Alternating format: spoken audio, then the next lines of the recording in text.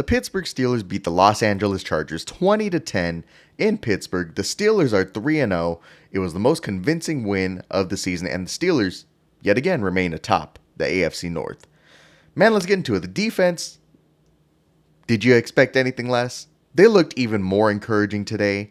They made Justin Herbert look about as bad as Justin Herbert could. Look, he wasn't bad by any means, but against the Steelers defense, he was doing as much as he could, and it clearly wasn't enough. Then he got hurt. We'll get into that.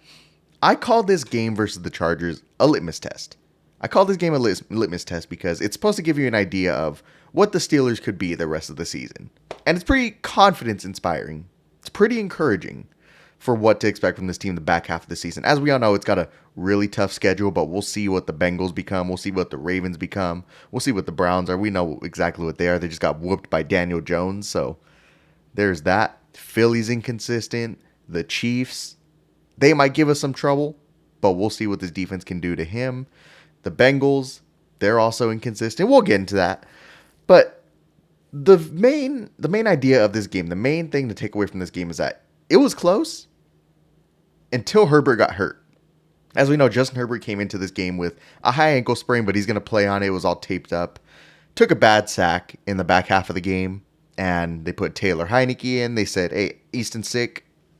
We're actually going to put the third-string quarterback in. And it didn't matter. The Steelers, they felt like they controlled this game all throughout, but it wasn't until Herbert got hurt that you were like, oh, yeah, we're winning this game. But in the fourth quarter, the Steelers really ran away with the game right after Herbert got hurt. Like I said, let's get into it. Justin Fields, it's the guy we all want to talk about, right? He had one of his most encouraging games as a Steeler.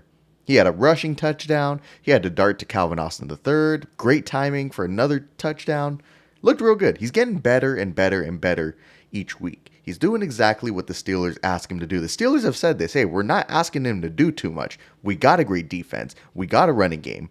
Justin Fields, can you just manage the game? Take the strikes that are available to you. Justin Fields says, yes, sir. Yeah, I can do that. And the Steelers are 3-0 atop the AFC North and atop the AFC in general. His accuracy has really improved since Chicago. I mean, you've seen that multiple throws the last few weeks. Making throws outside shoulder, throwing guys open. I mean, think about that throw to George Pickens on the run across his body. That doesn't count last week. His timing has improved. I mean, we saw that on the Calvin Austin touchdown we were about to get into. Throwing with anticipation has improved. He's looking real good. Now, I'm going to pump the brakes on, people saying, oh, he looks great. He looks like a franchise quarterback. Kenny Pickett really burned me the last time I called him a franchise quarterback. So I'm a little more hesitant to call people franchise quarterbacks at this point. I'm getting there with Justin. I'm getting there. I'm more and more confident in him each week. Now, he wasn't perfect. He made a lot of iffy decisions today, right? Now, the play calling also wasn't very helpful. I mean, how many freaking times do we have to see a toss to Najee Harris before Arthur Smith figures out, hey, this ain't working? Justin is still inconsistent in the pocket. He's still trying to run from blitzes instead of beating the blitzes by replacing the blitzing defender with a throw. And all season, I've been wondering, hey, when's Justin going to throw a really boneheaded pass? The ones that he would make into Chicago, where if he's trying to put together a game-winning drive, he's either going to win you the game or end it on a terrible decision. Well, he made that decision today, immediately after getting great field position from a defensive turnover against the Chargers. He took the snap, threw it to Cordero Powell, CP84. Wasn't open. Ball was tipped up into the air. Ended up being intercepted. A lot of people are trying to take the blame off of Justin Fields, saying, "Oh, it's a tip drill interception. It's not on Fields." No. Timeout. That's absolutely on Fields. He wasn't open. Should not have thrown the ball where he did. At worst, he should have thrown it away. But why are you throwing it to CP84? That's the kind of boneheaded throws you can't make if you're going to be the Steelers quarterback, operating the way this team has for the last few decades, I guess. He made that stupid decision today. But even then, even when he came back out and took the field, you were still confident he wasn't going to cost you the game, right? He rewarded you with the ball to Calvin Austin with incredible timing into a tight window. It was Dubs right. Cordero Patterson was sent on a motion to the near side of the field. Dubs right. That means two receivers to the right. It was quarters coverage. That means four high safeties. Calvin Austin runs a dig into the soft spot of the zone. And for this to work, Justin Fields has to get the ball to Calvin Austin before the safety on the near side of the field crashes down to intercept the ball. Justin Fields is able to fit the ball right in there. And once Calvin Austin caught that pass, you knew he was scoring. You knew he was scoring. And that was a throw that was really confidence inspiring in Justin Fields for a lot of Steeler fans. And I understand why. It's totally fair. I totally agree. It's really confidence inspiring to see that kind of throw from Justin Fields.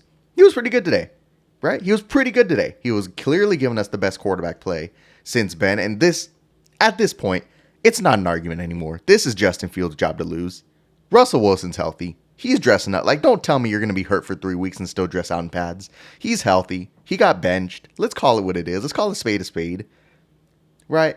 Justin Fields won this job at this point. Steelers are 3-0. The Steelers feel really good about where they are at the quarterback position. Justin's getting better. Nice knowing you, Russ. But you were never the plan. Okay? Let's call it what it is. Love you, Ray. He's a great dude, great leader, great captain, Walter Payton Man of the Year. I got nothing bad to say about Russ, other than he's a mediocre quarterback. That's what he is. Justin Fields is clearly better than him, and he gives the Steelers the best chance to win. That's exactly what he's doing. And the Steelers are 3-0, and they're about to be, like I said, 8-0. We'll get into that.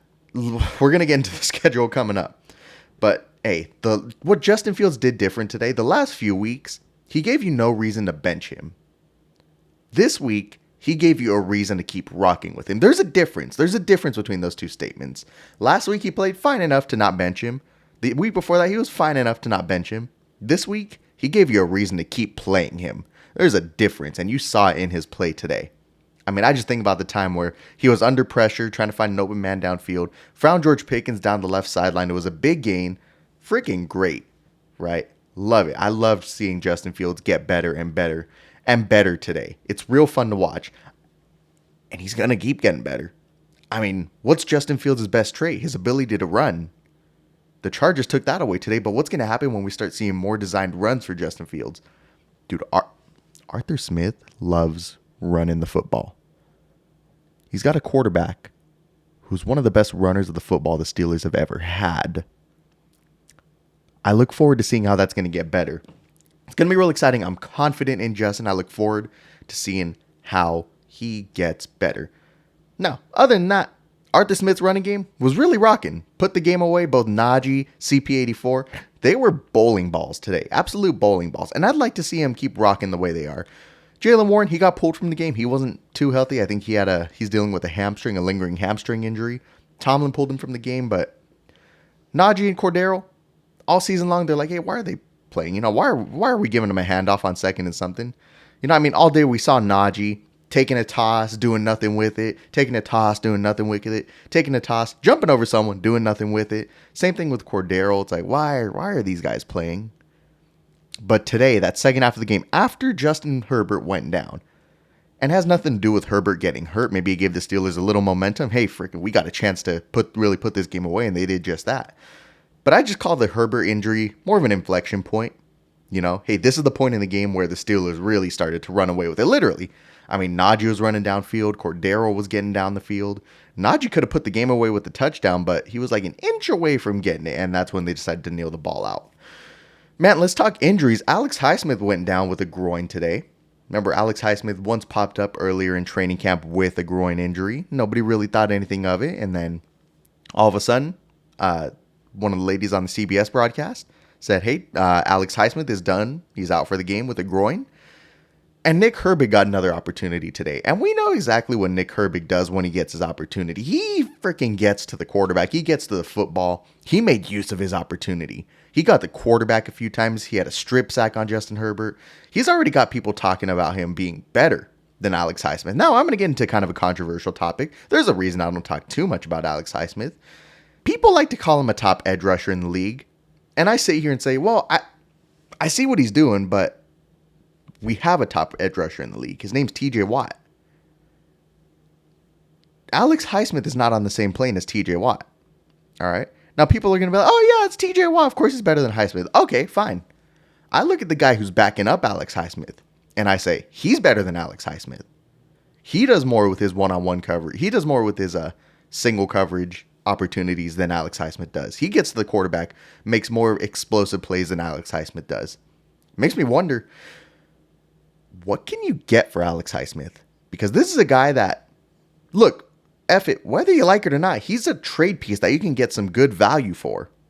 I mean, off the top of my head, and this isn't off the top of my head, these are in my notes, but hey, I don't know that I agree with this, but an idea, trade Alex Highsmith, right, to the Panthers for one of their high draft picks. You know, nobody really wants a quarterback in this upcoming draft. Maybe they'll get Cam Ward. Maybe. But just like I said, just an idea. These are just hypotheticals. You don't need to criticize me for this. Just hypotheticals. Trade Alex Highsmith to Carolina for a first-round pick. Maybe trade Alex and a fifth to Carolina for their first and maybe a fifth. I don't know. You draft a receiver that can really help your team. I mean, there's some really good receivers. McMillan is one that the Steelers could get with the Panthers' first-round pick for Alex Highsmith. And they would do a lot more for this team than Alex Highsmith would. You're going to win a lot more games with a top receiver from next year's draft. A top 10 receiver, by the way, because the Panthers freaking suck. A top 10 receiver from next year's draft is probably going to help this team win a lot more games than Alex Highsmith does right now. Not that Alex Highsmith is bad. It's just the guy behind him is better. Nick Herbick is clearly better than Alex Highsmith, and he's cheaper. You get that contract off the table. You get a better player for another rookie contract on the table. He's going to help you win a lot of games, support Justin Fields. The Steelers really need a wide receiver too. It's just an idea. Like I said, I don't know that I agree with it, but it's an idea. It's something to ponder. And before you come and crucify me in the comments, before you say, hey, you know you're going to get crucified for this, right? Yeah, I'm aware. I'm okay with that, right? Sorry, I don't really care what people have to say. I mean, Nick Herbick's a better edge rusher. We saw it today. He did more than Alex Highsmith did today. So, hey, there's that. These are things we're allowed to think about when we have a guy like Nick Herbick, cheaper and better than the guy in front of him, right? All right. Yeah. Crucify me. I don't care. Anyways, another guy that went down, Corey Trice. That's kind of sad. He's a guy that's always dealing with injuries. So we'll see how long that keeps him out. He's dealing with a hamstring right now. Before today, I called the Chargers game a litmus test for the back half of the season. Main reason, they got a top 5 quarterback, Justin Herbert. They have a dangerous rushing attack with J.K. Dobbins. And they have a dangerous defense with Derwin James, who was all over the field today. Dangerous defense with Khalil Mack. They were balling today. Dude, Asante Samuel was playing well today. That's why I called it a litmus test, because this is probably the best team we're going to face until we get to Philly, KC, Baltimore in the back half of the season. For the most part, we handled business. The Steelers handled their business against LA. Now, earlier in the game, Justin Herbert did kind of expose the Steelers' defense. He was moving defenders around with his eyes, throwing strikes for touchdowns at Quentin Johnson. But in the second half, we held the Chargers to less than 5 yards. I'm sorry, we held the Chargers to negative 5 yards in the second half and put together a double-digit win.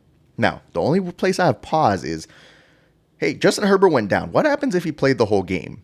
You have to imagine he'd probably have thrown another touchdown, right? He probably put that game away. I don't know. I really don't know.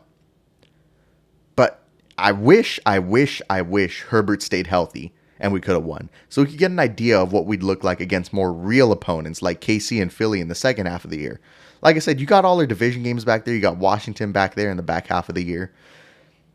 Lamar Jackson doesn't scare me, right? The Steelers seem to be the one team that handles business against Lamar Jackson. The Browns don't scare me. Like Deshaun Watson probably won't even be playing by the back half of the year, whether by injury, suspension even, different reasons. But even if he was playing, he's never beaten the Steelers. He sucks against the Steelers defense. Mike Tomlin scares him. TJ Watt scares him, makes him cry.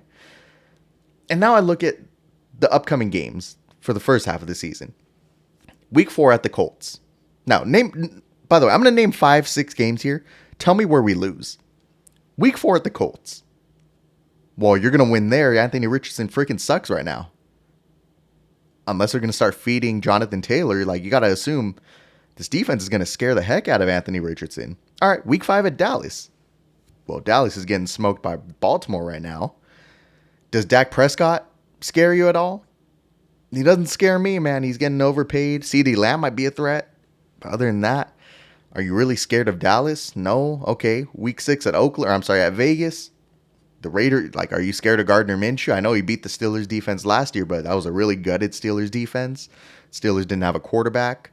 Come week 6, Justin Fields is going to be way better. All right, whatever. Week 7 versus the Jets. That might be one of your better opponents that you're going to face, but do the Jets really scare you? Like, hey, when you say, hey, but we're playing the Jets this week, does that scare you? It doesn't scare me. And then week 8 versus the Giants. Dude, I'm sorry. The Steelers pass rush, if they stay healthy, is going to wreck the Giants offense. Let's just call it how it is. If the Steelers continue to be who they are right now, and if Justin Fields continues to get better, they should. I'm not saying that they will, but they should be an 8-0 football team going into the bye week. Now, the Steelers also should have beaten a lot of teams that they didn't beat in the Tomlin era. So we'll see if they can buck that trend with probably the best quarterback they've had since 2018, Ben, and the best defense they've had since that Super Bowl run in the early 2000s. So there's that. The Steelers go to Indy next week, where they've owned the Colts the last several years. Anthony Richardson is a liability to his own offense. We'll see how long it takes for the Colts to figure that out and start feeding Jonathan Taylor. I'm not really scared. Are you scared? The Steelers could be 8-0 the next several weeks. It's confidence inspiring. Let me know your thoughts on the game. I'm Devin Engel. Go Steelers.